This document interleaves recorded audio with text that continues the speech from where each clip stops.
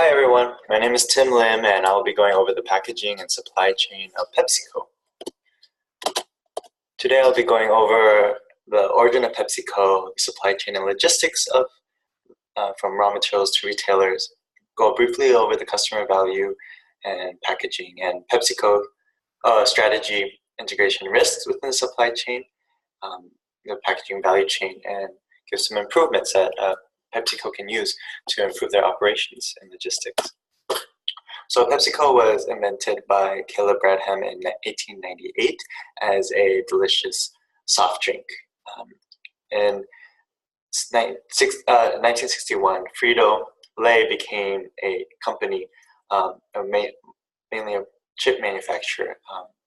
And in 1965, it combined with Pepsi to create PepsiCo. Now, Fortune 500 company PepsiCo now owns many brands from Tropicana, Naked Juice, Quaker, Gatorade, Sobe, and they serve over 200 countries and regions around the world. PepsiCo's supply chain and logistics, so they start with the raw materials of you get different types of juices such as pineapple juice, orange juice, fruits like oranges and pineapple and grapefruit, and they also invest in different packaging raw materials such as plastic for bottles, aluminum for cans, and film for the chip bags. They also own a lot of bottling plants so that they can do their own bottling and scheduling without having to worry about competition or delays, as they are in control of what is on the line and what is produced and what is delivered. There are three main ways that they do their distribution. First one is direct-to-store delivery, which is for like the more perishable items and that can be and the items that are quickly purchased within the retail store. These are usually sent straight from the bottlers through trucks to the retailers, and this gives PepsiCo a very close relationship with the retailers and the stores that use the items, as they can respond very quickly to inventory shortages or restocking of different items. And the second one is vending food services, which is delivering to vending and food service companies and things to like schools or sports events and or just different types of events that require PepsiCo products. And last one is the warehouse distribution, is for the items that are less perishable and they can be stored in retailers' warehouses for the time being until they're needed and need to be restocked. Lastly, for the retailers and the customers, PepsiCo tries to build a good relationship with them, with the retailers, and they are doing a lot of marketing and towards the customers by giving allowing them their packaging to be more recyclable, and this can help the customers to make a decisions to buy PepsiCo products, as they know that the PepsiCo brand is becoming more sustainable and has goals to become more sustainable by 2025. The customer value. So PepsiCo focuses on three main brands: Fun for You, Better for You, and Good for You. The Good for You products are the new items such as the cyber hummus and specialty teas that tend to be more healthy and less sugar and lower in calories. The Better for You are the healthy alternatives to the Fun for You items. The Fun for You items are my favorite, where they're like regular Pepsi, the Doritos, the Cheetos, the Mountain Dew. And Better for You is usually just the diet versions of that.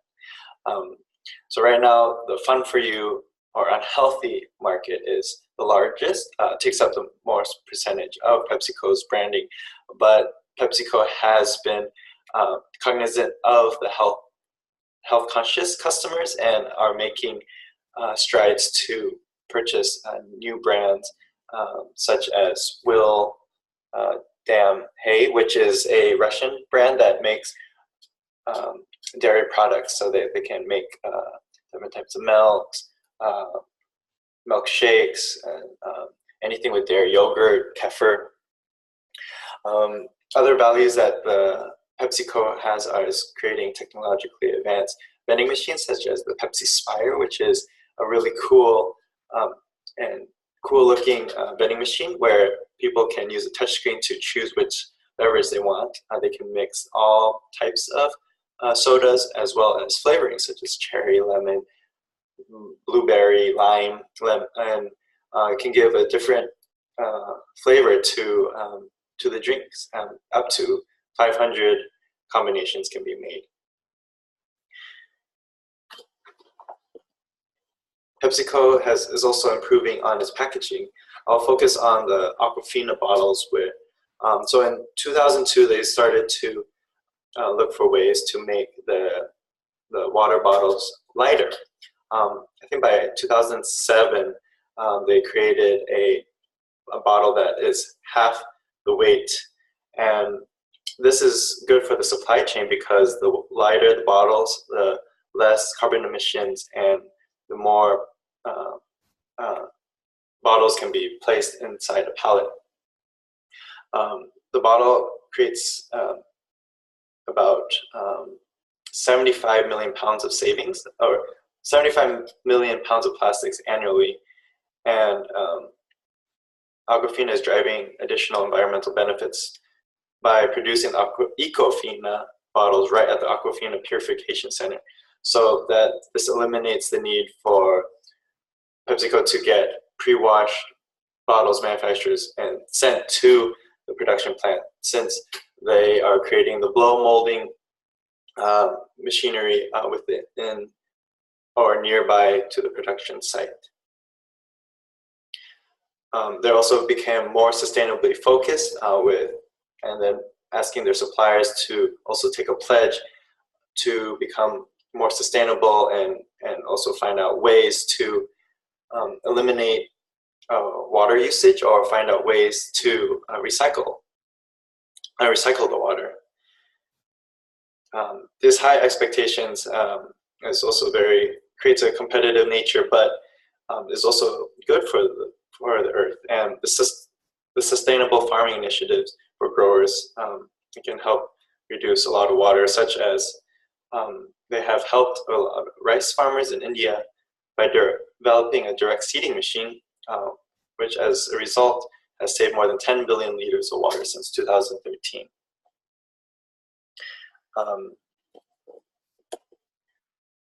So going through the strategies of the supply chain, PepsiCo purchased 2 large bottling plants, Pepsi America and Pepsi Beverage Group. Doing this allows them to direct their scheduling and be able to try out different flavorings of a drink in small lines and small amounts to test the market. This is a very large acquisition of about $7 billion for these 2 bottling companies, but I think it is a good investment as it can help with distribution and gets rid of the competition who were using these 2 bottlers in the past. And so they can make solely PepsiCo beverages. And if competitors do want to use it, they can contract the lines out.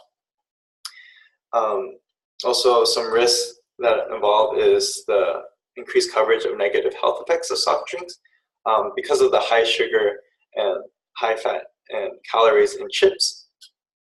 A lot of people are tending to go away from these unhealthy foods. So PepsiCo needs to focus on acquiring companies that can give them a good image that their products are healthy and are good for the consumer. And that they are cognizant that their previous or their original snacks weren't healthy, but luckily they aren't taken away, so that they can strike a good balance. Also, the shelf life of these new healthy products, such as the Naked juice, the Naked probiotic only has a 20-day shelf life, and the Naked pure fruit has about a 40-day shelf life, which you can see from this graph. The perceived back order from if it's about 10 days, it's about 40% backlog, but there'll be a 0% backlog by 25 days. And the shelf life of the probiotic starts between 7 days to about 30 days. And within 30 days, about 90% of the product will be expired. So these are some risks that PepsiCo has to understand as they are going, as the consumer tastes and wants change every year.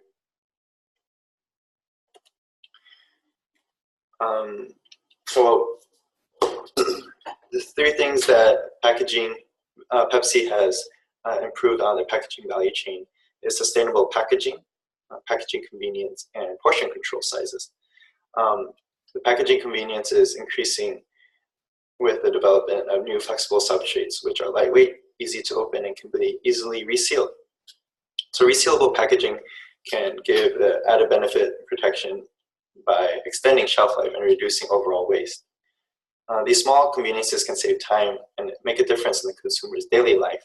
So if PepsiCo can invest in these type of technologies, I think it can be a very big difference in what a customer chooses at the grocery store. Also, according to PepsiCo's packaging report, they're focusing on designing packaging to be recyclable, compostable, and biodegradable. They're not there yet, but they are investing a lot of money into creating these new packaging. They also have invested in initiating recycling programs to improve curbside recycling. They spent about $100 million to reach to create a closed loop fund, which supports and improves recycling access and diversions for at least 4.1 million households, and deliver 4 million tons of post-consumer recycled feedstock. And also for portion control, a lot of people are, especially health-conscious people, are eating less and not eating a whole package of chips or a whole package of a snack, but just eating a small amount. So investing in portion control packaging can greatly increase PepsiCo's plan to, our goal to create more healthy foods. Lastly, I will be giving 3 improvements. I feel like the marketing of PepsiCo is a bit lacking, especially compared to its competitor, Coca-Cola. Coca-Cola recently had the Share Coke brand, which is in 2015, which has Coke bottles with people's names on it. So you can give a Coke to your best friend, or find one that has a specific name to your boss. PepsiCo, I didn't know what products PepsiCo owned. I only knew of Frito-Lay's and Pepsi. So I feel like they can, as they're creating new healthy products, which they have been focusing on the past decade, they can advertise the health benefits of the food that they're making and also tie it into the PepsiCo brand. People's view of PepsiCo is that they make just a soft drink, but it's not true. There's so many good brands that they are investing in, and it is important that people know that the brands that they're eating or that they like to buy in the supermarket are made by PepsiCo. They can also invest more in e-commerce solutions. I feel like beverage companies, that's been a while. This beverage and snack company has been here for a long time. They need to be able to make sure that they're up to date on their technologies by creating apps for retailers so that they can track what inventory needs to be restocked, or when drivers from PepsiCo are here for delivery, they can get a notification.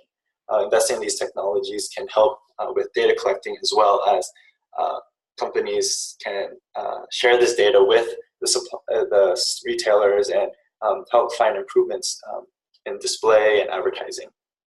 And lastly, they can invest in pallet stacking technologies, which is for the warehouses, which is technology that can help stack pallets and help the operator remove the pallets in a safe manner. This is a very efficient and small footprint that can be placed in the warehouse and can help cycle through a lot of the pallets, about 700 pallets a day. I feel that this is a very beneficial unit and tool for any warehouse, especially for PepsiCo. I really appreciate your time listening to this presentation, and I hope you learned a lot from it about PepsiCo. And after writing about this company, I've grown to really appreciate what PepsiCo has been doing, and I feel like I will be supporting them more and buying their products, and not having that negative look at that they make unhealthy foods. But it's not true. They have taken great strides, and I feel like PepsiCo, despite all of the trash that they can create with their products, like the bottles, there are a lot of room for improvements. And so I hope you guys have a good night or a good day, and I'll talk to you later. Bye.